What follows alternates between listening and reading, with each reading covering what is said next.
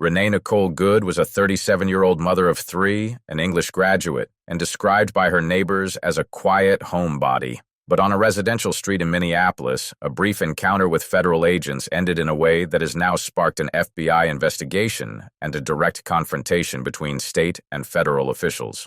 While official reports claim one version of events, the governor of Minnesota has publicly warned against what he called the propaganda machine. Today, we're looking past the headlines to examine the conflicting evidence, the viral video, and the story of the woman at the center of a national debate. To understand why this case is causing such a ripple effect, we first have to look at who Renee Good was.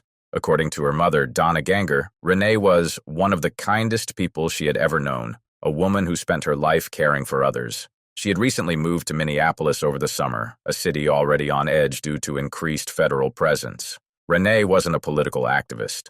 Her neighbors in Kansas City described her and her partner as quiet homebodies, raising a young son. So how did a U.S. citizen with no apparent ties to the ongoing protests find herself in a fatal confrontation with an ICE officer? The answer depends entirely on who you ask, and the gap between those two stories is widening by the hour. On one side, we have the Department of Homeland Security. Secretary Kristi Noem stated that during an immigration-related operation, Renee allegedly ignored commands to exit her SUV.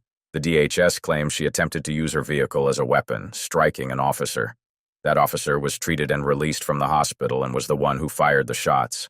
But then a video emerged. Obtained by NBC News, the footage shows officers surrounding a silver SUV. You can see an officer attempting to open the driver's side door. The vehicle moves in reverse for a few feet, then begins to pull forward. This is where the narrative fractures.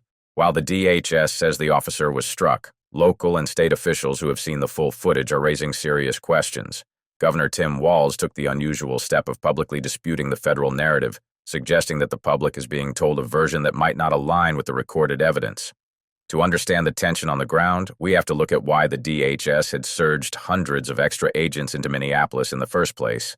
The surge was a response to a viral video from a right-wing content creator alleging federal subsidy fraud in Somali-run daycare centers. However, when the Minnesota Department of Children, Youth, and Families investigated, they found the allegations were largely unsubstantiated. Children were present and being cared for at every facility but one, which had been closed since 2022.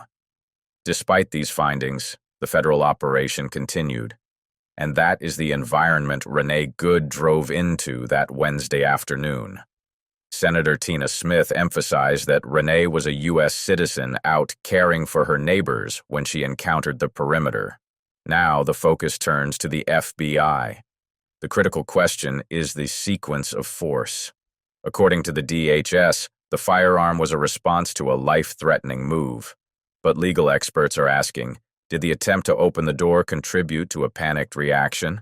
Under current guidelines, federal agents are generally permitted to use deadly force only when there is an imminent threat of death or serious bodily injury.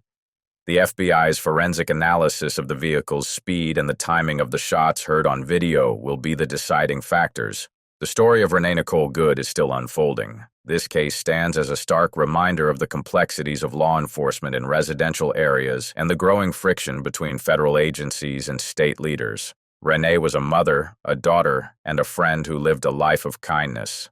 The lesson here isn't found in the shock value, but in the human cost of these operations. This incident raises a larger question about how viral information can lead to real-world federal deployments. Thank you for watching, and please keep the discussion in the comments respectful.